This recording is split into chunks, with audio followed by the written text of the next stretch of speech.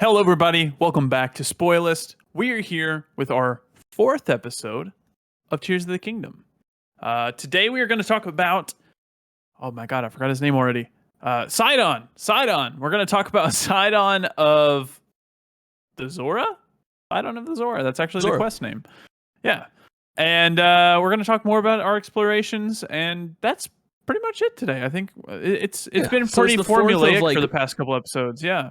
Fourth of five, possibly six, Probably five. I don't know. We're playing it by ear.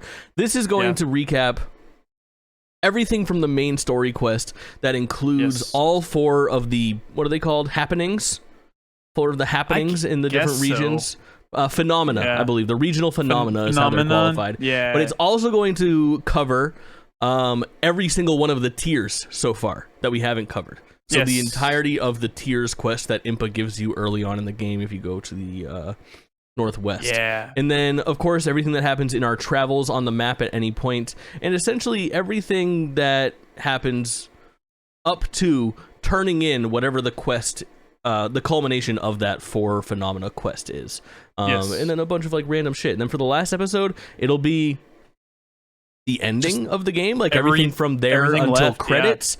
But there's also going to be some asterisks there of like, I'm sure there's going to be stuff that each of us experience that the other one hasn't. So maybe, you know, I feel like we'll get the fifth one out in a similar time frame, like within the next 3 or 4 days as we continue this. And then maybe like a month down the road or whenever we feel like we've stopped regularly playing Zelda, we just kind of do one last episode, like a bonus full recap, talk about the story as a whole, some of the story beats that we discovered after rolling credits on the game and things like that. We'll know more as we progress as usual, but how has your experience been for the last quadrant of the game? I think I have leveled out on how much I like this game. I like it just as much as last episode, probably not more, if that makes sense.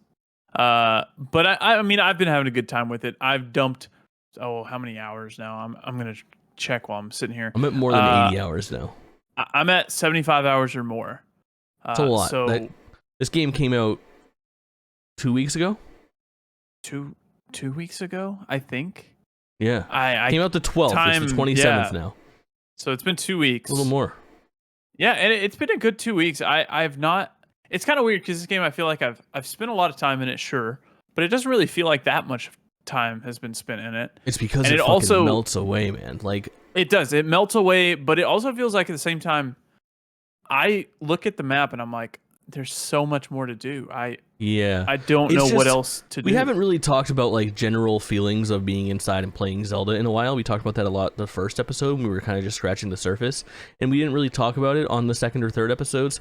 And that's one of like the beautiful things about this game is like so much of it is you get in your head, I want to go and do this thing. And then on your way to that thing, it's how far removed from doing that thing can you possibly get? Like, what is going to pull you away from it? And it is just absolutely magical how good it is at doing that and how much I enjoy being sidetracked in a video game, which for you, I don't think it's that unique. You know, you clear maps a lot. You do a lot of completionist platinuming and things like that. I am a big, like, I think about Skyrim all the time. Like, Skyrim is what defines me as a gamer. Whereas, like, so many people will be like, oh, I've got 3,000 hours in Skyrim. I played Skyrim. I beat Skyrim. You want to know how many hours I spent in Skyrim? Probably like 20. 13 hours. Rolled fucking credits. Called it good. I like it fine. I'll play Skyrim too. I'm kidding. I know it's Elder Scrolls 5 and Elder Scrolls 6. I know. It's funny to call it Skyrim too. Yeah. So that's what, for me, Zelda does that no other game does, is that I am very invested in those side quests. I am very invested in being distracted and staying off of the beaten path. Even, you know, I finished the section that we were talking about, that we're talking about today, the day after we recorded the last one. And since then, I've still put in another 20 hours just hopping around and fucking off and doing this, that, and the other thing. I caught a majestic horse. Did you catch an interesting horse in the south? The skeleton one? No, I tried to catch a skeleton one, but you can't register it. I guess I have not caught it I stumbled upon a side quest. Spoilers start now. I stumbled upon a side quest. I've got 2 cool horses now. One of them was in the north by the snowy stable, Oh, Like the gold, in, like, the the gold very horse, the gold horse, Zelda's gold. horse. Yeah, Yep. yeah. I got that. And then another one, they were talking about this giant white beast, and I caught this fucking horse, bro. That is such a absolute Chad. I named it I've seen Giga that one. Horse. It is so big. It is so fucking cool. It is great to have. So since we last recorded, I got the little amiibo cards. So I got Epona twice. Yeah. Technically 3 times. The best horse, technically, but also she can't do a bunch of important stuff. You can't put like parts on her and stuff. Yeah, she's too precious for that. I registered her twice because I was trying to get pony points. I was like, well, if I've got a horse here, I might as well register it and get pony points. But I didn't register the 3rd time. But I've not actually spent any time using the horse god to level up my horses any, just because I never use my. I forgot horses. the horse god exists. Yeah, you have to just cook a certain meal, take it to them, and they'll level up your horses. And I've just not done it at all. I'm not huge on the horses, if I'm being quite honest. Like, I use them when they are required for something, but for all intents and purposes, I'm usually finding my way around somewhere else. I'm big on just like flying up to the sky and then parachuting to wherever you different islands, and then hopefully one of those islands has one of those like pre-built flying machines with a couple batteries stuck to it. Oh, okay. Yeah. Usually I've found that if you take like one of the towers up to the most convenient sky island, it'll usually be one of those like cross-looking ones. One of those exits will have some sort of flying machine that you can get to the next thing. Yeah. Have you gone around and done... There was a guy in Lookout Landing who was like, I can read this little spire thing. And then he goes to Kakariko Village, and then you talk to him, and there's like 13 little flower-looking floating islands in the sky. Oh. Have you done any of those? No, I've seen those flower islands. I know what you're talking about, but I haven't done any of that. So Kakariko is actually my blind spot. I got there, and they were talking about ring stuff, and I haven't done really anything there. I haven't either. But I tried to approach, and they were like, hey! Yeah, I think you have to approach from the sky to get past them. But there was this guy, and he's like, I can read this. Go take pictures of the 13 others or 12 others and bring it back here, and he'll interpret it for you. So there's also, I stepped on one of those. It was like the flower thing, and I stepped in the middle of it, and the middle part collapsed and fell to the earth while I was on it. That's happened to me, yeah. So I don't know if that does it with all of them, because I could have sworn I've stood on another one, and that didn't happen. But I'm not sure. Yeah. Did you go to the island that has like it looks like almost not like a spire, but it's like I don't know what it reminds me of, but it has these little platforms up and around it, like that spiral up. And I went to the top first, and there's like a big grate on the top. Like, are you talking about? It kind of has like almost like chimneys coming off the side. Correct. Yeah. I tried to go to that and I missed it, so I just kind of said, screw it, I'll come back. I got there. It was a whole fucking ordeal to get there, because I was like, I gotta get up this thing, and it was so tough to like get to the top of it. And I get to the top, and there's like a grate that's not released. And then I finally get to the top, and I realize I'm like, there's no way to get in here. I have to go all the way fucking down. You have to go all the way down and hit a switch, and then make your way up, and then get back down through the center. It's a whole situation. Have you... well, before I say that, before we get too deep into this, I just want to read the mission titles that we're going to be spoiling today for the main quest. Just for those of you who want to avoid that. We're going to be talking about recovering the hero's sword, and the Deco tree stuff. Deku tree. Deco, I've never heard. I've heard Deku and Deku, and I'm pretty sure it's Deku. I think it's Deku. I just I typed it wrong. We're going to be talking about all of the Zora region stuff, including the sludge-covered statue, the broken slate, clues to the sky, Sidon of the Zora, and then, of course, all the dragon tears. And I also added, we're going to talk about the Hateno village and Lurelin town stuff. They're little side quests together. Yeah. I'm going to talk briefly about the big storm in the Farron sky as well. I think it's Farron sky, right? In the south. Do it right now. So, do you want to? Yeah, I don't know exactly how it's going to work, but basically the teaser that I'll give, and I haven't gone all the way through. What I've been doing is I've been streaming my playthrough of the game, and especially all of like the story stuff, all of the dungeons, all of the temples, all that kind of thing, everything that is like story important, I have saved for stream. Then I kind of do like side stuff off stream. So it's like 4 a.m. I'm just messing around. I'm scanning amiibo. I'm cooking food. I am, solving some quest that Penn gives me over by the stables and whatnot, that kind of thing.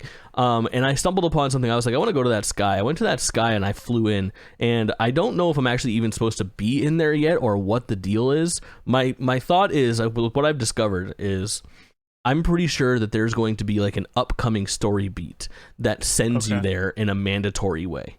Because I'm pretty sure what I stumbled upon is going to be a required thing for the end. I'm not positive. And it also felt like something is going to happen story-wise that probably clears the sky in that area, because I went in there and it is not traversable. Like, it is... The fog is so dense and it is so hard to see anything and to make anything happen that I feel like what I discovered happened by chance and it is a fluke. Like, if I tried to instruct you to do what I did, it would be nearly impossible. Essentially, I went in there, I couldn't see shit a fucking foot in front of me. I had the shrine sensor going off though. So I was like, okay, there's one above me and I couldn't get to it. So I started falling. Then another one goes off. I go, okay, there's one around here. And I get kind of close to it and I'm trying to figure it out. I'm standing on an island and I can't really make it happen. Again, I can't see 2 feet in front of me. I'm just trying to make it happen. I jump off and then I go under the sky island that it's buzzing on, and I ended up standing on like a crack in the tower, which I gotta talk to you about the sky islands as well in a moment. I ended up being able to ascend from this little crack that I landed on up into the area where the shrine is, and that shrine had a regular shrine inside that I solved the puzzle for or whatever. And when you walk out, there was another door, and it was one of those doors that does the same thing that the Temple of Time door did in the starter area, where it started to drain my hearts to open it, and it was a significant amount of hearts that it took. And I opened that, and I found a pedestal, that pedestal had a thing on it, a MacGuffin, if you will, and it said, and it was almost like one of those situations where it was like, the shrines in the sky where it'll have the green laser. It says, bring this thing here. Yeah. It was like that, but it wasn't a crystal. It was a different thing. So I brought that thing to there, and by the time I got there, I saved it because I looked at the quest I was on, and it was a fucking main story quest. So I stopped doing what I was doing. Okay.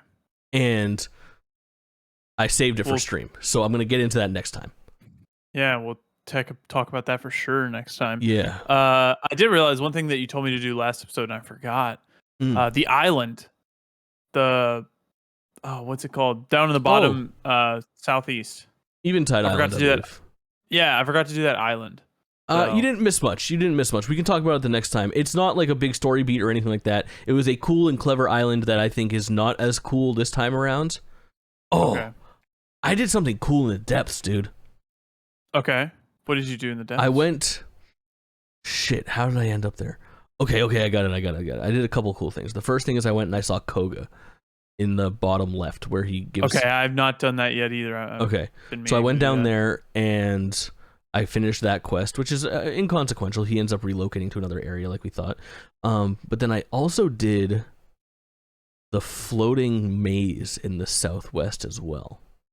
Okay. Have you done any of these mazes? So that was actually about to ask that, is there's these mazes in like each quadrant of the map that I've not touched. Well, I think there's 3 of them, but I've not touched them. Maybe it was. What was that like? I'm not sure which one I was at. It was. It was the one in the Gerudo. I think it actually was the southwest. I'm not positive. Okay. No, it wasn't the one in Gerudo. It was one of the ones that's off the beaten path. Do you have the map open? It's the one that's floating off in the south. Where is that? Is it the southwest? Yeah, it's near the Gerudo. It's like right on the edge of the Gerudo. Desert. Okay, yeah. It's that one. But there's another Gerudo one that's landlocked as well. Yeah, they're right on top of each other. There's one that's on the land, and then there's one floating directly above it in the sky. So it appears on both of the maps, right on top of each other with like the exact same layout. Maybe it was that one then. Either way, so here's what happened. I did that. I went to the one that was on the land, and I solved that, and it said, I've now unlocked the door to the one in the sky, and I solved that in the sky. And then it says, I've now released the trap that was in the one in the land, go through it again and drop down to the bottom. You go to the basement and there's a fucking third one in the depths that you have to solve as well. I solved the one in the depths, and that's the culmination there. I got a very cool treasure for beating it. Very cool. And like armor? It was armor, yep. Okay. I will elaborate no further. And it's not like fair. an amiibo armor or something like that too. It seemed like it was a special thing, and it's very high good usage for it, you know? See, if I like the thing I'm most driven for in this game is armor. So knowing that it's armor, yeah, I get it. I want to go get it. So I leave that area and I can't figure out how to light up in the bottom, because at the top there's a shrine right in the middle area, and historically when you see a shrine on the top there should be a light root on the bottom. I can't find this light root anywhere. I'm looking around and I see this platform in the distance that's all lit up, and it almost looks like one of the platforms that you normally see in the sky, where the big round ones where the constructs are. Mm-hmm. I fly to it, and what the fuck spawns? If I tell you, if I had you guess, you wouldn't fucking believe it. The fucking boss from the Wind Temple spawns. You know what I'm talking about? Whatever it's called. The big fucking worm. Oh. And you have to fight him again in the basement in the dark. Like a harder version of it. I was blown the fuck away. I was like, what the fuck is happening? So I beat him, and I also got a really dope thing. I got I think it was like a Zonite charge or something like that. That's worth 100 straight up. So I basically just got like a free battery piece. Okay. That's nice. What's your battery at now? I just started working on my 4th battery. I have one flask of my 4th battery or whatever. I have 2 on my 4th battery. I spent a lot of time grinding Zonite one night. Mm-hmm. I went around the depths and I made my little scooter, my little air scooter. I love that thing. And I just scooted around Central Hyrule in the depths, hit all of those light roots, and just ran around grabbing Pose and I ended up Zonite. getting like a full battery's worth when I was trying to figure out how to get to this light route, and it ended up being the bottom part of the fucking spiral area in the east. Okay. You know the spiral landmass? Yeah, right near Terrytown. Correct. Yeah. Yeah. No, I haven't. More about I haven't this place gone soon. under. Yeah. I have not gone under there. I went down there and I couldn't figure it out, and then I realized I was in that, and I just lit up the entire fucking spiral, because you're kind of like, you know, usually in the depths it's big wide open areas, so you can do a light root seed and kind of see in all directions. This one I'm fucking spamming light root seeds, because every time you go around a fucking bend you lose the light. So I did that, and just because I could see so well, there was so many like big pieces of Zonite to farm, like the gigantic boulders where you have to like bomb arrow into them to really get a lot. There was probably like 6 or 7 of those around that bend, so I ended up cleaning the fuck up. Probably I want to go there now. 300 Zonite. Yeah. I really like how the topography in the depths is like the opposite of the topography on the surface. So if you're going up a mountain on the surface, you're actually going down into a valley, depths. Or if there's water, you can't go through that area. It's just walled off. If there's water, it's just walled off. It's interesting. Crazy. You do end up sort of using the middle map to traverse the bottom map sometimes, where like you can really learn a lot from that. It is very cool design. They nailed that shit. I am so curious as to what it will be like. And it's the most I've ever really wanted to like complete a side quest in a video game, I feel like, too, is like, I really want to see what it's going to be like when that entire depths is lit up with light root seeds. Like, just to have that whole area traversable and viewable with like a full depth perception of like where the fuck things are. It's cool. There's more going on down there than I thought. It starts to feel really small when you're hovering on your scooter and you see stuff lit up everywhere. It feels much smaller when you're hovering around. Yeah. But it is, I mean, it's still massive. It's the size of Hyrule, practically. Yeah, for sure. So it's very large. Yeah. Fucking game is gigantic. I mean, obviously the depths duplicate the size, and then it's tough to call it like 3 times as big as the original game. But I think it is actually close to 3 times, because obviously the Sky Islands aren't. Well, no, because twice as big would be just the depths, but you have to also take into consideration, because the depths are literally 1-to-1. That does indeed double the size. I'm just saying, like, if you fill the Sky Islands in to where the water would be in the depths, that would probably be. It would fill in. I agree too, but the thing that we're not taking into account though is the emphasized exploration for the caves, and the fucking caves in this game are crazy. Oh my God. That's like true. it really, like, I think the caves, if you had a map for the caves, like a map that was in between the depths and Hyrule, it would actually probably be bigger than the Sky Islands map, you know? Absolutely. Like, it's I will probably say, like a 2.5 at least. One of my great like disappointments of this game is just there's not that many Sky Islands. No, yeah, they are few and far between, but I do like the idea of like having the Sky Islands up there does make you want to take to the skies and build flying machines more. So I do like that. Absolutely. It sparks. And I think it plays. I love building flying machines in this game. Mm-hmm. I'd stand around building flying machines more than anything. And I think that some of it is like almost like a marketing tactic where a question going into this is how much of this game takes place on the Sky Islands, how many are there? And I think people wanted the Sky Islands to be that, like, oh, it's twice the size. There's so much going on up there because they didn't think Hyrule would be as changed as it is. But they make good on that via the depths. You know, the depths are obviously not in any of the marketing or anything like that. So yeah, I'd say probably over delivers as far as content goes.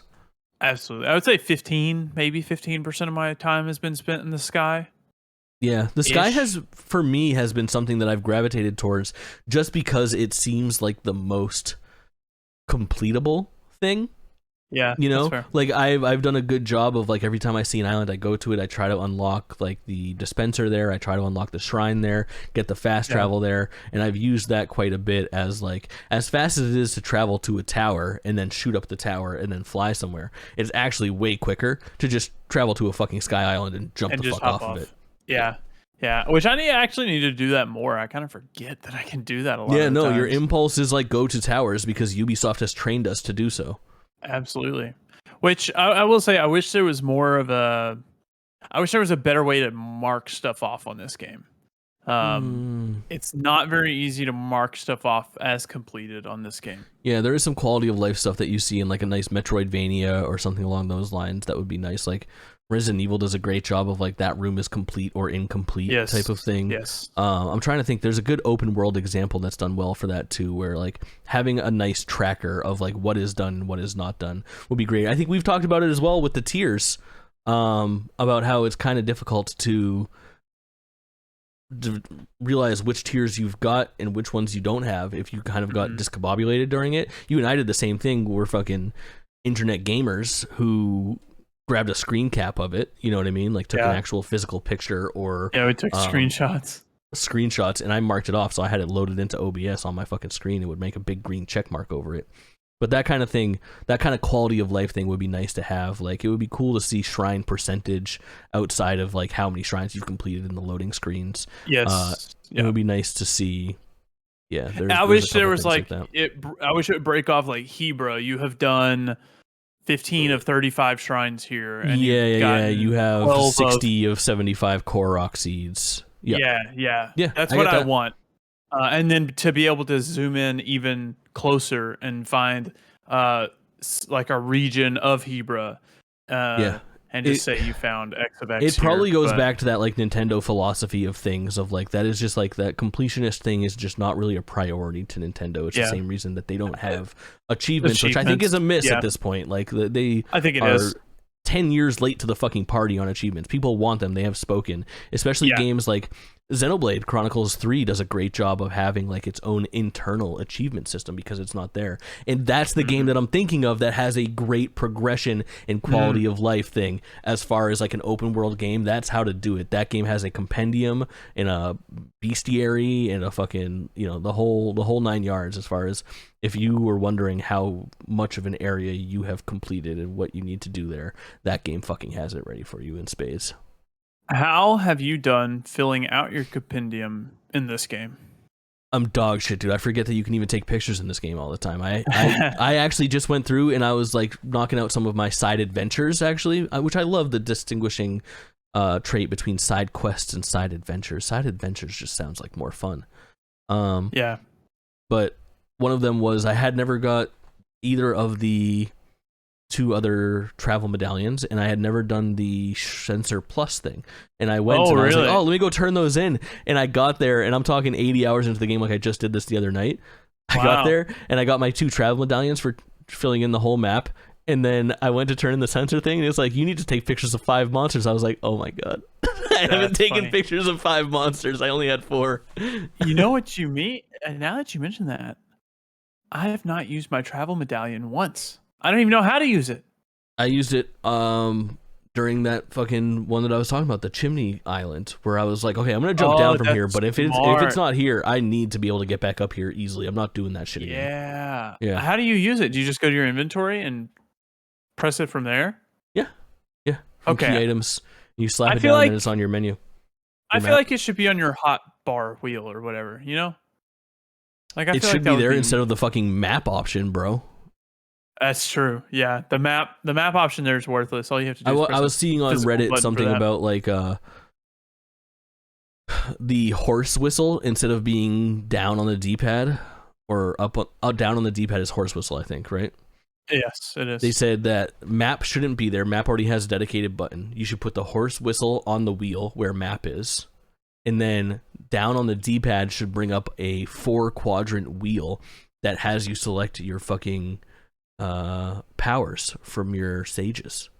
Would be such a better way of implementing activating those powers as opposed to I totally agree. The only one it wouldn't work for would be like Kaulin in the sky, but I actually don't think Tulin's implementation in the sky is obtuse. I think that actually it's good in the sky. That's when it's just done when he best gets in your fucking way. Yeah. But if you were in combat and you wanted to activate one, I think pressing down on the D-pad and selecting from a wheel that freezes time for a second would be a great and elegant way to solve it. Much easier for sure. Yeah. Would you like to talk about Hateno Village? Have you finished the Hateno Village questline? I don't think I have. Tell me. So I still have one person left to find to give like a mushroom to. Yeah, the mushroom. And that's all. I'm kind of stuck there. I haven't really fucked with it. Yeah. So you show up to Hateno Village and they're kind of having an argument. The mayor and then mushroom chick. It's like Cece is the mushroom girl, Cece, and then Reeve or something like that is the Reeves, I think. Maybe he's the mayor. So because you show up there arguing, she declares a mayoral election, and you have to help both of them out. You don't really get to pick which side you want to be on. You don't get to pick who becomes the mayor. At the end, they work out their problems and whatever. But you get access to Cece, where if you use the Hyrule hood, like I do a lot, she can put it up and down. So I have my Hyrule hood down, so you can see Link's face. Yeah, so that's pretty much. Can you get a mushroom print anything? I wanted this mushroom print stuff. I have a mushroom print glider.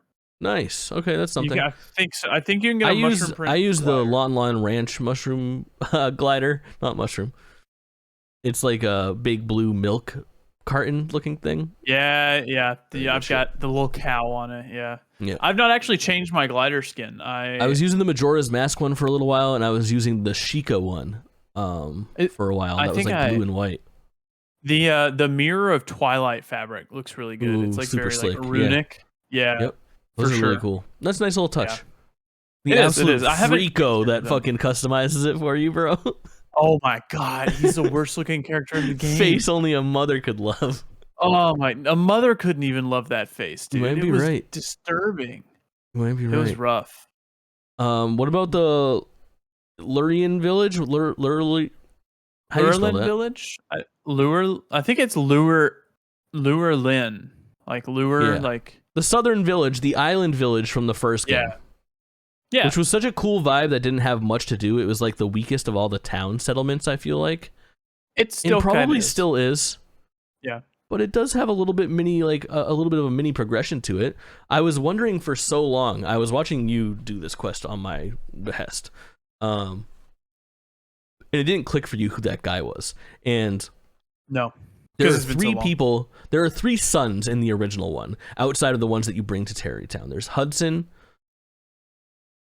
and then 2 other sons. I forgot their names. But one of them is chilling in Lookout Landing. So I had identified him. Hudson obviously has created the construction empire with Ronson up in the northeast. And I had identified him. And then the guy that was standing by the shrine that gives you the quest for Lurlin Village is the dude who I was like all game. I was like, where is my fucking guy? He's the dude who sticks around Hateno Village and upgrades your house for you. So he has like, he was super eccentric, and he would do this like weird little dance that he ends up doing again at the end of this quest line. And the whole game, I was like, where is this fucker? And like just seeing him standing outside, I was like, my guy! Like, I was so pumped to see him. He was like one of the NPCs that I was like, is he really not in this game? Speaking of, little side thing, is Cass in this game? Have you seen him? I've not seen him. There have been articles saying, where is Cass? Oh, no. Where is Cass? Nobody knows where Cass is. DLC. So, maybe. I forget they did a lot of DLC for Breath of the Wild, so... Yeah, kind of. A lot of likely. It isn't great, though, for me. I don't know. A lot of, like, challenge stuff. Yeah, not my thing either. But this was a cool quest. Did you like it? Yeah, it was good. I was expecting to like have to carry a lot more logs after that first load of 20. Me too. I was hoping that it was lengthier. I was actually only partially done it when I told you to do it. I thought it was going to be the equivalent, and I'm still kind of looking for that. There's no Tarrytown type like, branching quest like this in the like there was in the first game. And I thought that was this. I thought it was going to be you do the log thing for 15 logs, and then next time you have to go do a bundle of like 25 logs and then 40 logs. Like I thought there was going to be a lot more happening there, and there didn't really seem to be. But it was cool collecting those logs in the first place. That's a unique thing to have to do. And then rebuilding the houses was kind of cool too, knocking down those palm fronds and like grabbing the trunks and sticking them through the thing and selecting which one to make. But it was very fast. It was like a hour 45 for me. Like diversion. Probably right there for me. Very fast is relative in this game. That's true. There was like a family there. It's like, hey, thanks for fixing our town. You can come by here and get free food anytime. So I went back there to get free food, and I could not figure out how to get free food. I think I got distracted, as I normally do with this game. I haven't messed around with any of the things that they have available to me. Like there's some sort of treasure game. There's also, though, did you talk to him again, whatever son? Carson, I think. No, I did not. So and this might be the thing, when you go and talk to him again, he's by the water, and he says, we're thinking about doing a new attraction for our town to bring tourists in. And you accept the quest, and it says, yeah, you know what we should build? A fucking boat racing track. We need the best racers in the world. And they sort of just direct you to the race quests that are happening up in Tarrytown. And they say once they're complete up there, come back here with them. So I'm pretty sure that might be the branching quest. Seems like my thought is maybe you do the races up in the northeast on the ground, and then the races in the south in the water, and then maybe is there a race series that happens in the sky after that or something? Sky? Yeah, that could be cool. But the idea of making cool boats and stuff to race is pretty cool, and not something that's really explored in the game as much as like land vehicles and air vehicles are. So I am excited to get to that. It is a side quest that's calling my name, so I'm trying to figure that out for next episode. For sure. And then I guess what else do you have for exploration? I found the shrine. My mind that is a fucking blur.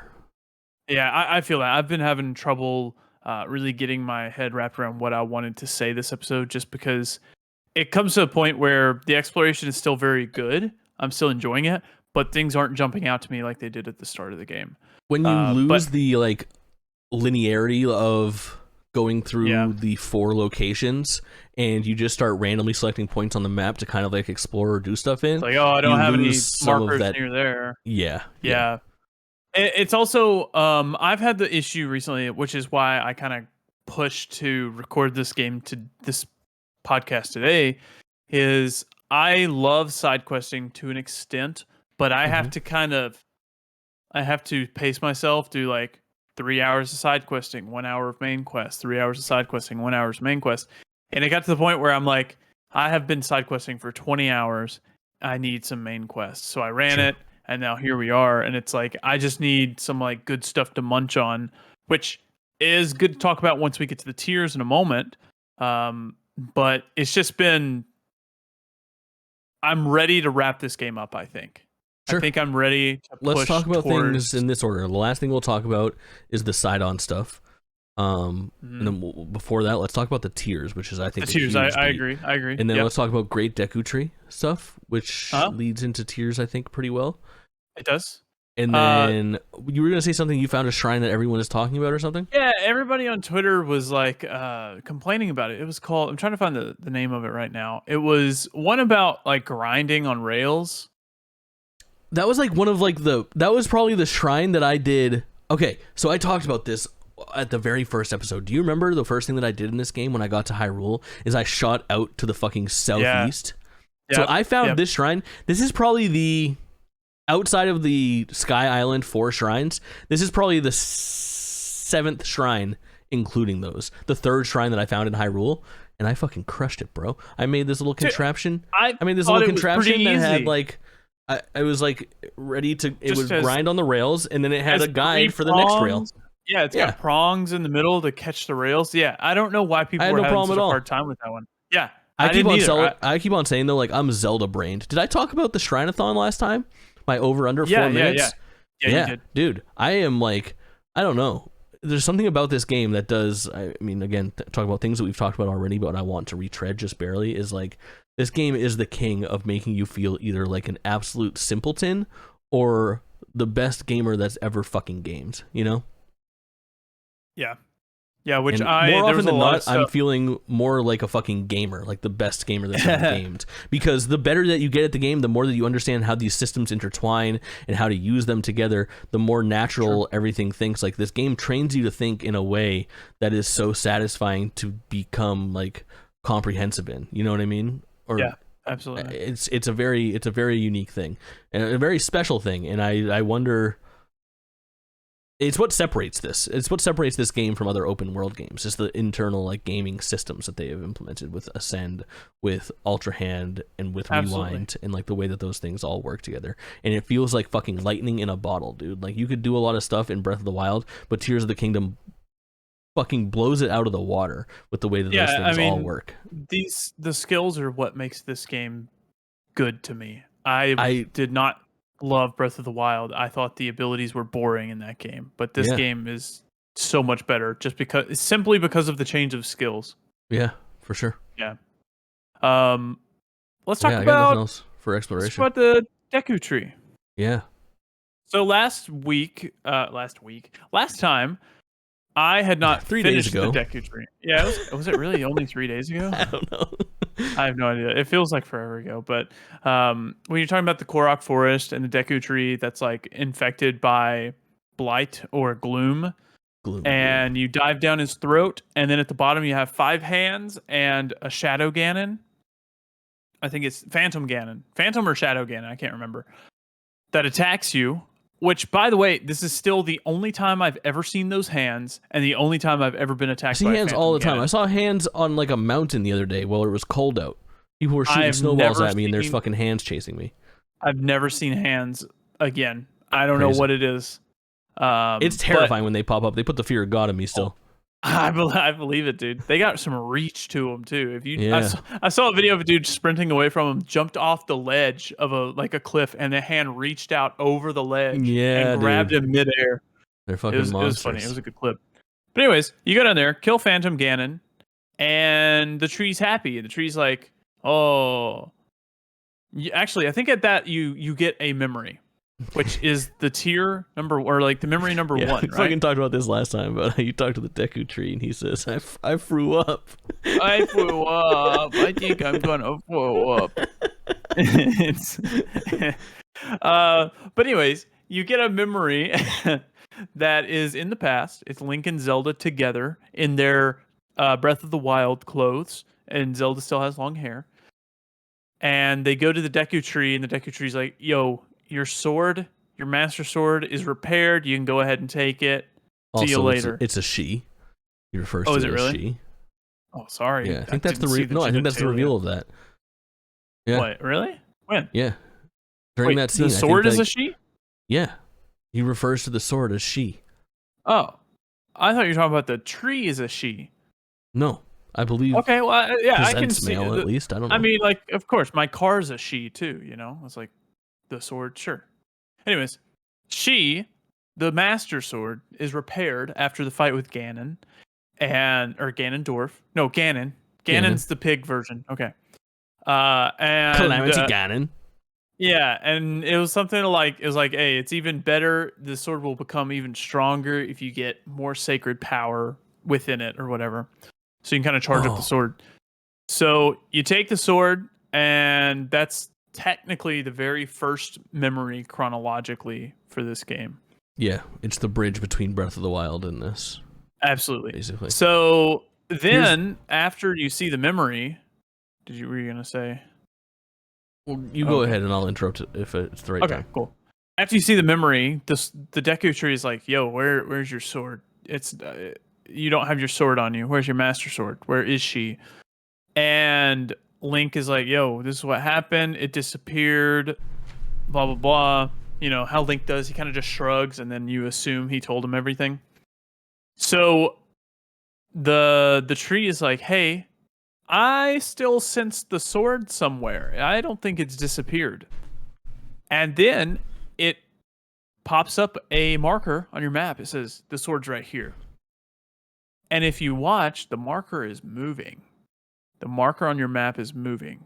So your sword is in motion. So you go track down the marker. What? Why are you squinting like that? Why are you questioning? This never me? happened for me. You didn't I get the already had marker the on your sword. map?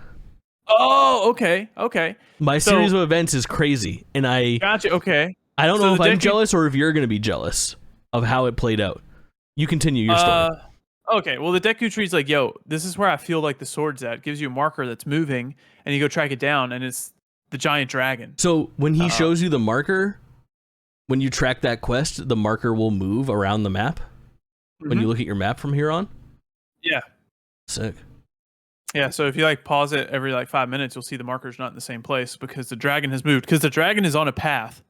The dragon has a set path around the map, like every 7 days it loops or whatever. Got it. And I've also seen some of the dragons actually fly down into the depths, fly around So down this there. I do know is that I don't know about that dragon because that dragon seems special. How many dragons are there? Is it 4? There are 4. There are 4 dragons, but I honestly couldn't tell you which ones I found and which ones I haven't. Okay, so I've found all 4 now, but the 3 regular dragons that are not the one that has a sword in its head, follow a set path that loops completely. They are always on the map. They are always accessible. It's just a question of are they in the depths right now, going up and down through a crevice or a chasm? Or are they in the fucking sky? Dude, imagine jumping down a hole and just flying by one of those dragons and not expecting it. Okay, so this happened to me. This is what happened to me, is that I realized it. I was playing offline and I saved the thing so I could show chat when I went live again. I was like, this happened to me the other day. I went down this fucking hole. I look at the map and then I'm going down the hole and all of a sudden, fucking dragon's head coming up through the thing. It was so intense, dude. It was a jump scare is what it was. That's cool. So let me just, real quick, I had a thought. I was going to interrupt you earlier, but it wasn't the right time. Still not the right time, but I don't want to forget it, and I don't have a better place to bring it up. You're good. Remember last time I was talking about the fucking tower? The Tower of Time? Yeah. And how it looks like inverted? Uh-huh. Remember I said it looks like this? Uh-huh. I realized that all of the Sky Islands seem to be fucking inverted too. It's some real Kingdom Hearts shit. But all of them have like a very spiky bottom where it looks like the top of a tower. It's kind of got that Bespin Cloud City vibe on the way that they're built, and they come down to a point. Yeah, I know what you're talking about. So I don't know if there's something to that. Like between that and then the Tower of Time looking like it's upside down, I wonder if there is some sort of weird Hyrule shit going on. So after you said that, I don't think they're inverted. I think that's just kind of how they're supposed to be. Because even in the memories, when the Tower of Time was on the ground, the Tower of Time was still like that. Got it. But I have seen that once you get all of the shrines completed, you can go to the Tower of Time and something special happens there. Oh, or the Temple of Time. dope. So yeah, I don't think they're. I think that's just a artistic choice for the game. Sure. But okay. But yeah, so you take the sword out of the head of the dragon. Which this is a stamina test. It's not a heart test. I've never felt so fucking vindicated in my life, dude. for being greedy and taking stamina. I didn't take a single stamina wheel until I had like an extra 13 hearts, and I said, all right, I'm going to start doing some for me and taking some stamina. And I did it, and I started getting addicted to stamina, and I gave myself the full second wheel, and thank God I did, dude. Yep. Thank God. It takes the full 2 wheels, because I was pulling it, and I was about to send you a message. I was like, dang, do I need more stamina? But then I was thinking, I was like, last time we talked, you already had the sword and you only had 2 wheels, so I expected to be fine, and it was right there at the edge. But it's a stamina test. You pull it out and you get a cutscene. Do you get a cutscene then? So a lot of things happened to me in a very short period of time, and I'm trying to remember the order of operations, and I'm not positive. I think you do get kind of like when you pull the sword from the head, it does stop that thing, that animation, and kind of brings you to a situation where it's like cutscene-y, and it shows you actually removing the sword and shit like that. Yeah. But I don't think it's like the big reveal, if you will. Yeah, I think what happened was it was a memory. I'm looking at my memories now to try to remember how it all played out. It was the last memory 18, called Zelda's Wish. Are you sure that's not the thing that you get from the center of the... No, because that's Dragon Tier number 12, right? Yeah, I think you're right. Yeah. So it's called Zelda's Wish. The description is: Zelda clutches the decayed Master Sword close to her chest and calls to Link, hoping that the sword, which she's suffusing with new power, can find a way to him somehow. Then the dragon flies, cries, drops a tear, dragon tear, and there's a new dragon tear on the map. No, sorry. That is when you collect all 11 dragon tears. Then the dragon flies, cries, and drops a dragon tear on the map. So before we get to the final dragon tier, which is the most important one, do you want to do a quick trip down all 11 other dragon tiers? Just a quick... Yes, but let me just tell you about how my shit played out. Yeah. Tell me. So I collected all of the tiers and then started questing towards... I had not done the Deku thing yet. And I started questing towards that 12th dragon tier that's at the spiral. Yeah. As I'm going from my nearest waypoint to that spiral, because I didn't do the shrine at the spiral yet, I think I went from like the Terrytown thing, and I kind of like flew over there. I saw, just by fucking chance, dude, I'm pretty sure by chance, it could have been scripted, but that dragon appear, and I was able to get so fucking close to it that I just happened to notice that this thing had a sword sticking out of its fucking head. And I go, yo, it's the fucking Master Sword. Like, I and chat were both losing our minds. I think it's like part number like 11 on my stream, but the moment where I see the fucking Master Sword and land on it and start pulling it is my thumbnail thing, and it's me with my fucking hands on my head. Like, oh my god, bro, what is happening? And then having that reveal, and then seeing the dragon fucking cry, and then having the, I was already on my way to that, to see the dragon cry, see that very dragon pull the sword, and then jump down to get the final tier, was just like a 1, 2, 3 fucking combo of like, this is the greatest game I've ever played in my life. Like, what the fuck is happening right now? So I think since the dragon dropped the tier there, it was just flying by because it just came from there. So then that's how you ran into it. That makes sense. Yeah, because that dragon, the light dragon, flies on a route by all the tiers. It goes around through all of the tiers. Crying, yeah, of course. So, holy shit, dude! All right, let's crush through these tiers and then talk about how good this game is. Yeah, so I'm gonna read the title of the tier, and then I'll read the description of the tier, just to kind of get things most descriptive as possible. Tier number 1, Where Am I? After disappearing into the depths under the castle, Zelda wakes up and meets 2 strangers who introduce themselves as King Rauru and Queen Sonia. She's left startled by a suspicion that she's heard those names before. Tier number 2, An Unfamiliar World. Looking out across the world she's found herself in, Zelda realizes she's traveled to the ancient past and questions how she can get back to her own time. Sonia offers some helpful thoughts, but it's Rauru who realizes his older sister, Mineru, might know a way Zelda can travel forward in time. Tier number 3, Mineru's Council.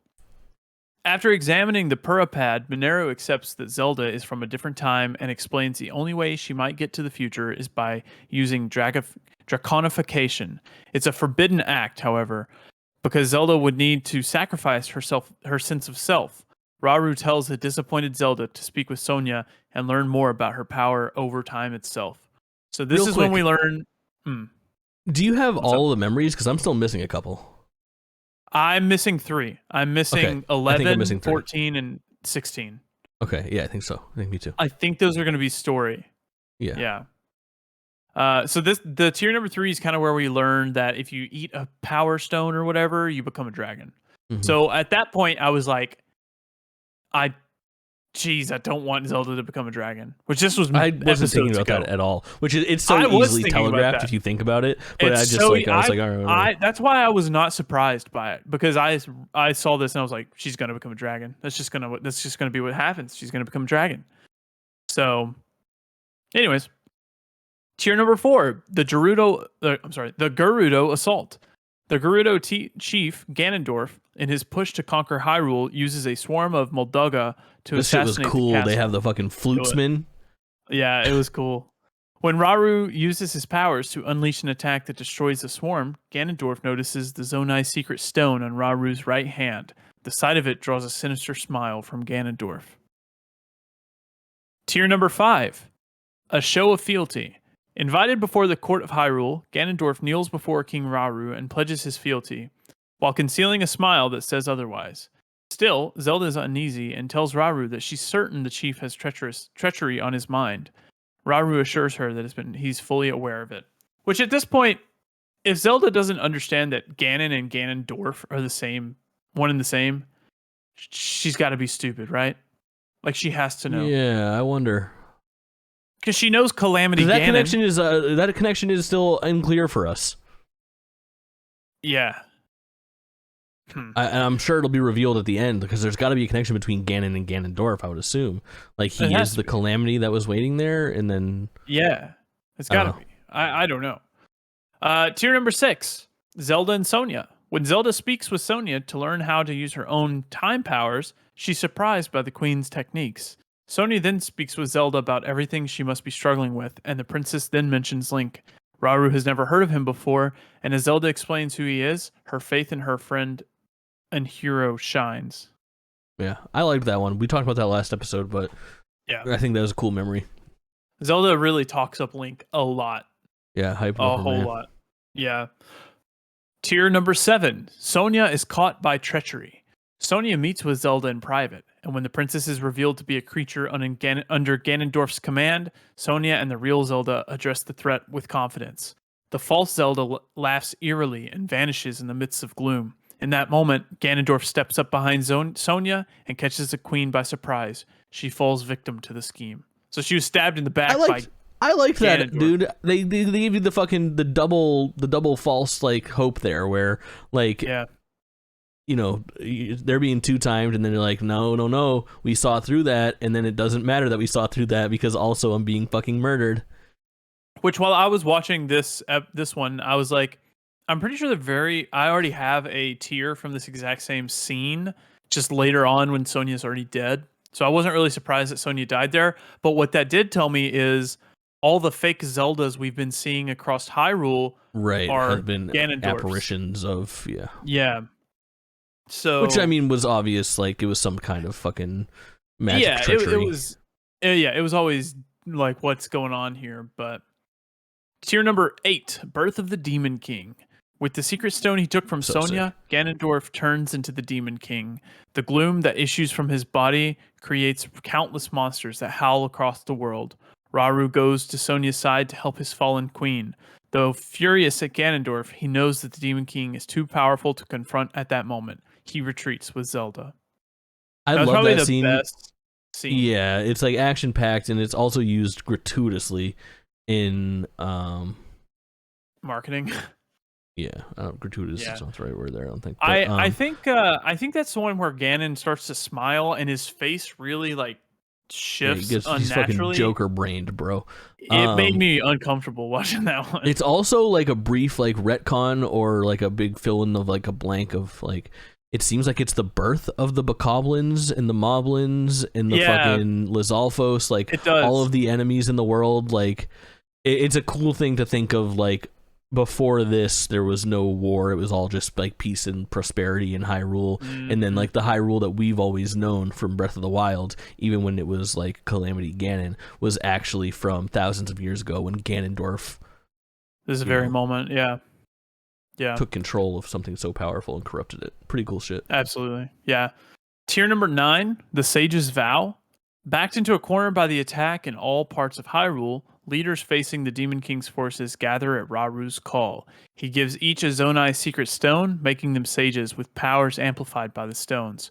All of the sages raise their voices one, pledging to fight with King Raru to the end. So this is when the sages first receive their secret stones. They did not have them when the attack happened. So he built this council after Sonia died. And the council is built by Zelda, the Rito, the Zora, the Goron, and the Gerudo, and then King Raru's sister, I can never remember her name. Minaru or some shit. Minaru, yeah. Can I take a brief aside and just talk about like one of my maybe smaller disappointments in this game? It has to do with the ancient sages, and I think it's like the only thing where I find it to be like a notable downgrade. And I get that more of like the story is happening in this game like in real time, although some of it is told via flashbacks. You are seeing it from like Zelda's perspective in real time, you know what I mean? Like for her that's happening now, even though for Link it's thousands of years ago. And then Link is actually moving and shaking in the real world timeline more than he was in Breath of the Wild as well, whereas like Breath of the Wild, like the gripe was like you are seeing the entire story play out 100 years ago as opposed to it playing out now, where the only thing that actually happens in this game is like in that game it's like you're solving the fucking mecha dinosaurs and then defeating Calamity Ganon.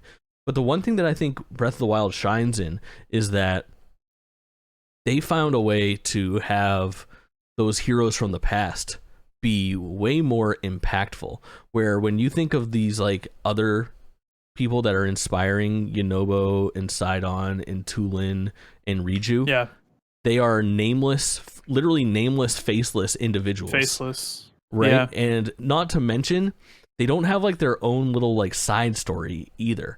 The thing that I think Breath of the Wild does well is that I remember the names of all of those ancient heroes because they were Link's friends. It was like Link, Impa, Zelda were like the homies that were working for King Rome in Hyrule. And then it was, you know, fucking Rivali of the Rito. It was Mifa of the Zora. It was Daruk, I think. Was that his name? Daruk's Protection. Yeah, definitely. It was Daruk. And then shit, I don't remember the Gerudo woman's name, but she's also rad. But either way, these were like individuals with personality. They interacted with Link. I remember like Daruk would be like, hey, little guy. Like they all had distinct voices and personalities. They were named. I mean, these motherfuckers had amiibo. You know what I mean? Like they were actual people. So I feel like it's a big downgrade not to have that there. And then that goes to say I think they do. It's just with the modern day people. Well, yeah, but those modern day people were part of the story in Breath of the Wild as well. You know, Sidon was a big part of Breath of the Wild. Teba kind of was. I think they just wanted to like make it a more personal story. Possibly. I don't know. It feels like there's room for it, and here's why I think there's room for it is because I think the weakest part of the story of this game is the nature of discovering your first stage versus second, third, and fourth. And it's diminishing returns, essentially. Because those stories are not individualized whatsoever, there could have very easily been a little bit more padding to the story there. Like any other game would usually have some sort of like individual story arc for those characters to have them differentiate a little bit, because I understand why the end story that they need to tell needs to be the same because of the non-linearity of the story, the nature of being able to go to any of these four sages in any order and getting that same experience no matter which way you experience them. I get that, but you could still make them more individualized by having more personality for those characters and their own little side story, their own conflict that was happening in their area that I think would make it more impactful. Instead, I don't know about you, I found myself on, especially by the time I got to stage 3 or 4, for that 4 or 5 minute long cutscene of them being like, "Oh, you're my ancient ancestor that stood with King Rauru?" I was like, yeah, dude, we fucking get it, you know? Yeah, it's like the exact same like dialogue every time too. Like it's like reused it's like they copied and pasted the dialogue, but just like put like fill in blank name here. For sure. Yeah, I think it could have been. I think it could have been a lot better. I don't think it would be hard. I'm not a fucking storyteller or anything like that, but I don't think it would have been hard to make that double the length and still use 5 minutes of recycled stuff, but then pepper in 5 minutes of like region and character specific story beats that you could have. I always will take more story, you know, like I'm always down for that. So same. And people for like a Zelda game, they fucking thirst for that shit, bro. Yeah, I mean the best parts of this game for me is whenever I get to watch a cutscene. Like these like memories, these are great. The tears, love them, absolutely love them. So good. But on to tier Twilight 10. Princess. I should play Twilight Princess. I hear it's really good. Yeah, it does. Right up your alley. It's like the most weirdo one that I've seen too. Yeah, I think it's like the Zelda game that would be best for you as well. Like just, you know, knowing what kind of games you like and the tone of the games that you like. It's weird. It's dark. It's fun. It's big, complicated. Yeah. So we have tier 10, A King's Duty. On the eve of battle, Zelda tells Rauru that in her future, she's seen the Demon King is alive, and that it may mean he won't defeat him the next day.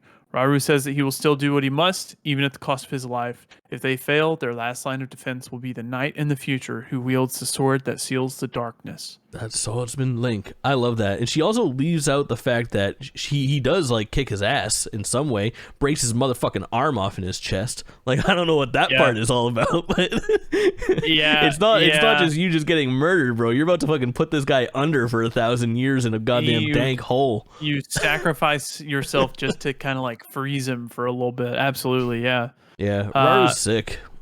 He's cool. It's kind of weird though. His legs are like his bottom third, so his like torso is like twice as long as his legs. So he kind of looks like he's like a little skimpy leg dude running through there. Yeah, he's a weird looking motherfucker. Sonia's feeling it though. Bagged himself a Hyrulean girl. Yeah, if you're curious about like the Zonai like rule and lore, just look up Rule 34 Rauru. Don't look up that. And you'll be able to learn more about their lore and whatnot. Anyways, tier number 11. It's called A Master Sword in Time.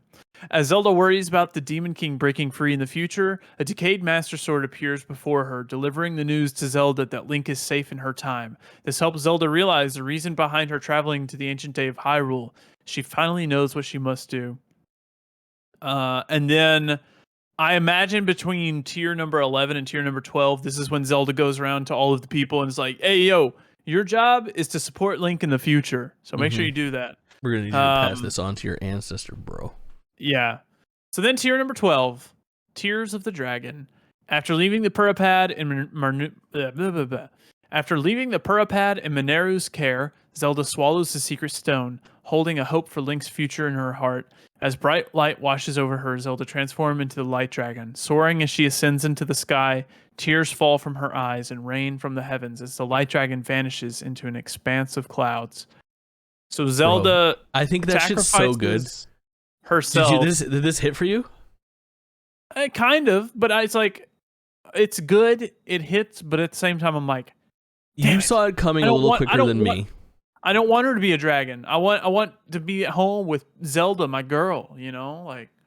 I get that, but so for me, the way that it all played out, grabbing that sword and then immediately getting this cutscene, I started to put things together like 30 seconds before everything happened in like the scene. Okay. So we were watching it on stream and like chat was fucking popping off and going bonkers for it as well.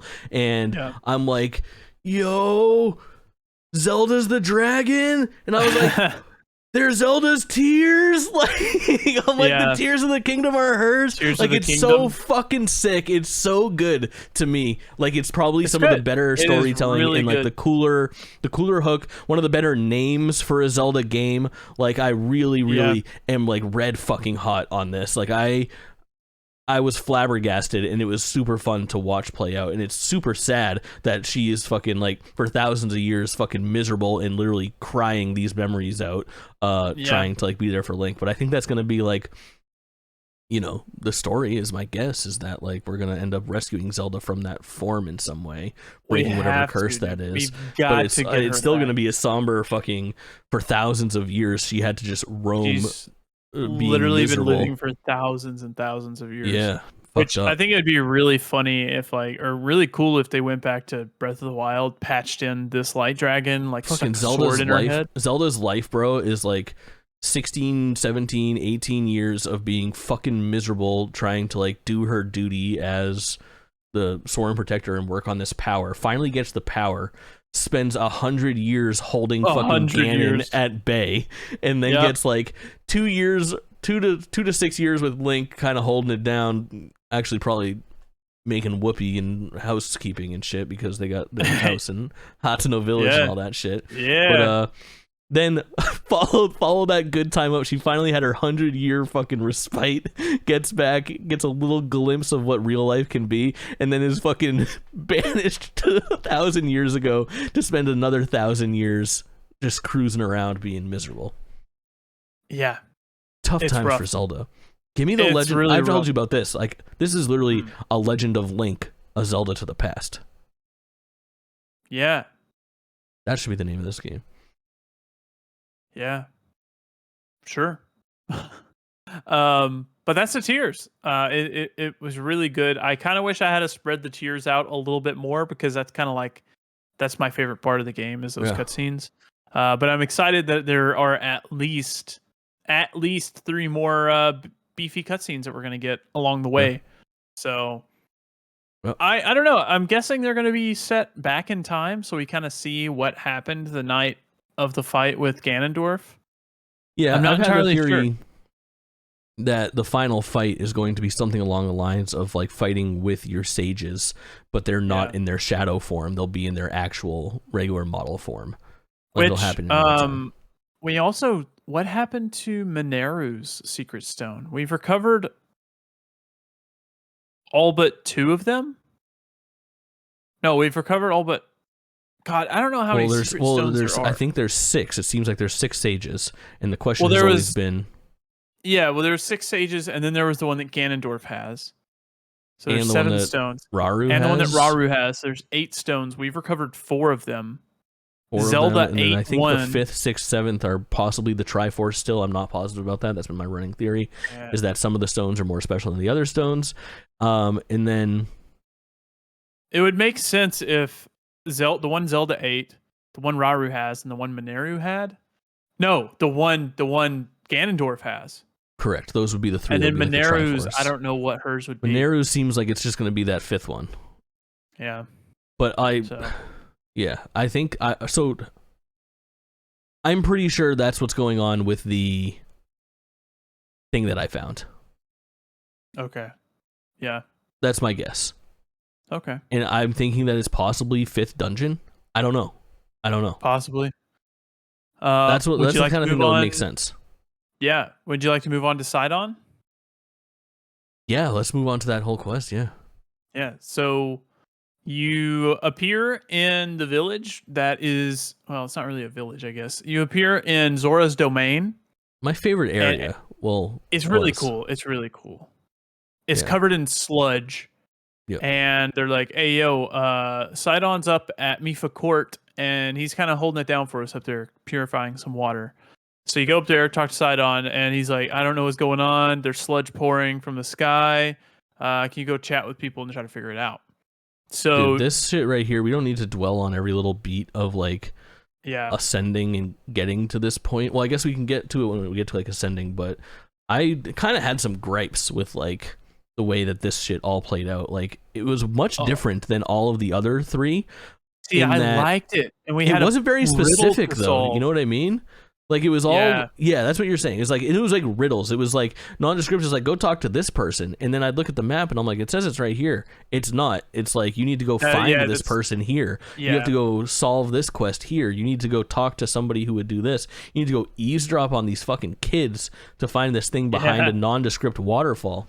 It was a lot of like fucking around for me. And there wasn't so hot on it. I enjoyed it, but I think it's kind of what I needed to like kind of break things up for me. Sure. There was a lot of reading like the highlighted red name and the description of the quest, and then going to that area. Yeah. And then the riddle I liked, where you had to go up to the floating scales island and then shoot the king scale through the Thank teardrop. fucking God for Twitch chat, bro. Oh really? I would have been here you forever. Never gotten it? No. I looked in that general direction 6 times. Just not from the right angle. That's funny. Yeah. They let me sweat for a half hour. I think I'm okay with it. I think one reason I'm okay with it is just because I play Destiny, and like that's literally just a mechanic in Destiny at times. So I think about it like that. But I can see it would be a problem for other people. So much different. One of the things that I learned during this was I was getting really close on arrows, dude. And somebody in Twitch chat again taught me that you can just throw items. You didn't know that? Attaching them. No. Not until dude, the I've been throwing dungeon. I've been throwing stuff for so long just to I don't know how I missed it. Arrows. Yeah, it's just you throw your weapon. It's like to just think of like the fucking hundreds of arrows that I used. Like every glowstone seed that I shot in the depths was shot attached to an arrow. I shot so many arrows at my fucking feet, bro, with glowstone seeds attached to them. Oh my gosh. Dang, that sucks. But yeah, you get to the dungeon, which is in the sky again, which I liked, and it's low gravity. It's low gravity, and this is where you hop around in the little water droplets that you saw in the trailer. Let's go back. Let's talk Sidon. Obviously, we get to see our boy. Okay, yeah. Okay, yeah. For the first time, which is good, and he's got a fucking shorty. We get Yona introduced. Old big head. She does have a large head. Yona. She is much smaller than him too.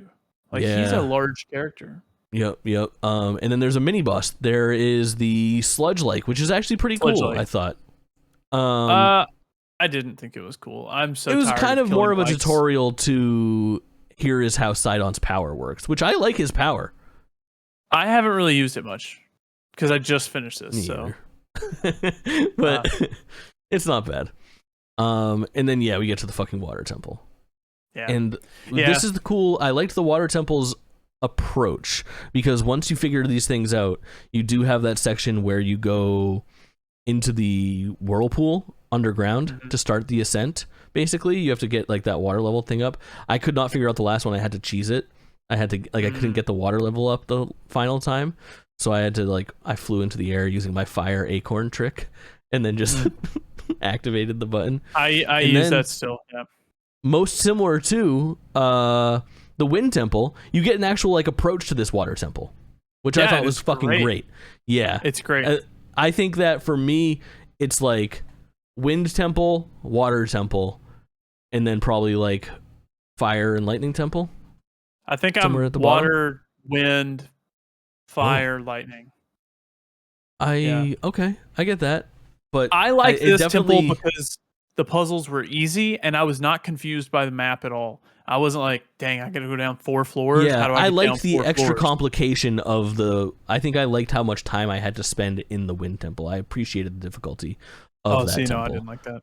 I felt like I was wasting this water temple was definitely some weird shit that I, cheesed a little bit here too. To be quite honest, absolutely. But still super fun and a lot different than I thought it would be. For being the water temple, it kind of felt a lot more like a air temple, another wind temple. It was in the fucking sky. It had that whole zero gravity thing. How do you feel about that? We haven't talked about that at all.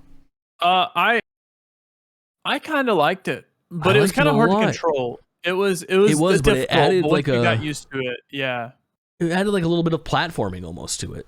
It did. It was nice. It was weird, but cool weird. And moving those water globes around was a cool thing to do as well. Unique. How did you solve that one puzzle where the thing was spinning really fast? And I had so much I had so much harder of a time than I thought, and it's all because I approached it at the wrong angle. When I first did it, I had just cheesed my way in there. I took a fucking rocket shield and I flew over to it. And as I was looking at it spinning, I fucking slow-mo took an arrow and attached a splash thing to it. Splash. And I was like, let's go, dude. I fucking shoot it, and I cleared it, and I was like, nice, now you just have to get in there.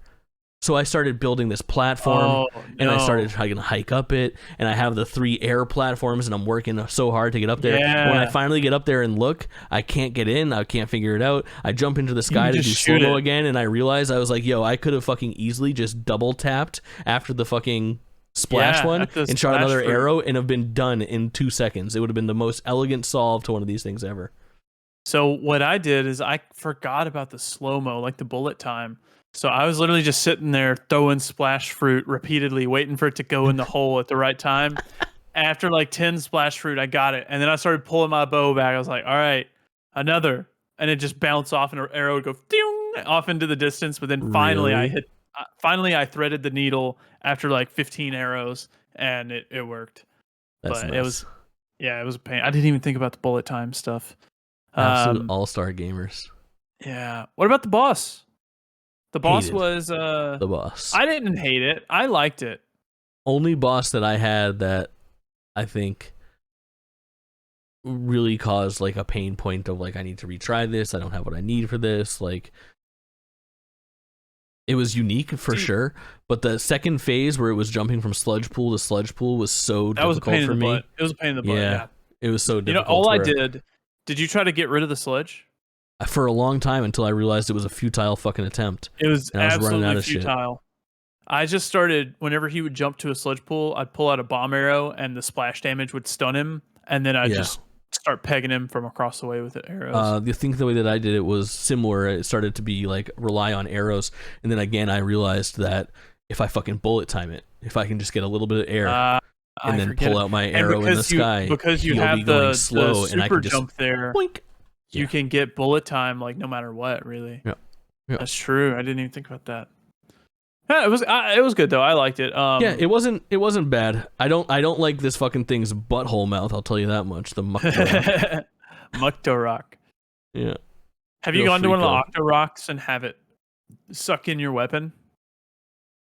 If you give an Octorok your weapon, it will repair it and increase the damage. Oh, it takes the fucking mold off of it or whatever, huh? I guess. I don't know. Just it'll suck it up and spit it out, and it'll be repaired and increase your damage. Yeah. Not bad. Not bad. I liked the water. I liked the water temple a lot. I did not love it. Yeah. We should actually talk about Sidon's ability. Whenever you go and toggle it, it gives you like a water shield, which blocks one hit, or you can attack and it'll send out like a wave in front of you, depending on the weapon that you attack with. Dude, I could not for the life of me figure out how to get through the firewall, right? I didn't think of Sidon's ability a single time, and I barely used it. You know what? I didn't either. How did you get through? I flew under and ascended up into the bottom. Oh, that's a really smart idea. I did. I was like, I know this is not the right thing. And while I was on Twitch, I was like, I'm committed to this. I want to be the only person in the world who did it this way. So what I did is I went back up to the platform where it had the spinning thing, and there were all those fan platforms. You know, the fan ones that like stay where you put them. If they're activated, they take like a tiny bit. I made a fucking back and forth where I would hop onto one platform, turn around, and then ultra hand it over down in front of me, jump to that one, grab the one I just came from, bring it down in front of me until I brought one all the way down to where that door was, and then stuck it above the fucking fire and just gave myself a path to walk in. Yeah, no, I just flew under, found a little ledge. Yeah, I just found a tiny little ledge and ascended up. I didn't even think about using his ability for that. Yeah. Wow. Yeah. When I got in there, someone from chat was like, that was an absolutely ridiculous thing to watch. I can't believe it worked. Also, you should read Sidon's ability again. And I was like, I don't remember what it is. What was it? He goes, he can give you a water shield and you can just walk through the door. I was like, oh. I think that's just the best part about this game is that's why it hooks me, is because I would have never figured that out. It would have taken me forever to figure out. It's the old saying, it ain't stupid if it works. It's true. It's true. I would have never made a freaking water shield, but I can solve it the way I think would work, and it's okay. And it works. It's really satisfying. It is unlike anything else. Man, what I hate that Nintendo is so guarded and so behind closed doors and so unwilling to share development strategies and details. So many other game companies, especially indies and things like that, have become so good at sharing that process. Like, can you imagine a 3-part no-clip documentary on the development of this video game? We'll never get anything close to that. Never, but I would pay for it. I would pay for that. It would be so incredible to see what Onuma and that team is happening. I would like it maybe even more for Breath of the Wild to know like what brains behind there thought about doing things in this way, because it is so different than so many things that we see, and the brains behind it and the discussions that must have happened are so crazy. And then the biggest thing that has kind of come to light over the last like day or two of Zelda news basically has been that this game was delayed from its 2021 or 2022 release date for quite literally a year of just polish and testing, where this game was fucking done. It was in the can, but they just wanted it to be like perfect and have those situations where you would be able to take care of business. Crazy. Absolutely. I wish every game would do that, but we get into what's happening next episode. The final episode, I think. Yeah, we're rolling credits, baby. I think so. I think no matter what, no matter how long it is, I think we should just finish it up next episode. Yes. I think we should both work for credits. Whatever you want to talk about on this podcast should be done next episode. So roll the credits, get the final story, get the last thing. If you want to complete all the shrines, complete all the shrines. Get every story beat that you care to talk about. Yes, for sure. Any last words? You know where to find me? JakeTwitchin.tv. No. Tell them. Shrineoflight.com. AmazingStreamer.com to find Jake Twitchin on all platforms, or check out Kaulin _ KAULINE_ on all platforms. And .com. Not really .com, but you should get that. I bet you could. I should check it out. Oh, I'll build it for you. It's easy. Do it. $25 out the door. I don't know. What? It's like $25 for like 2 years out the door. Really? Yeah, so cheap. Wow, I didn't know that. Yeah. Anyways, thank you guys for watching. If you enjoyed, like and subscribe. Thanks for listening. We'll see you next time.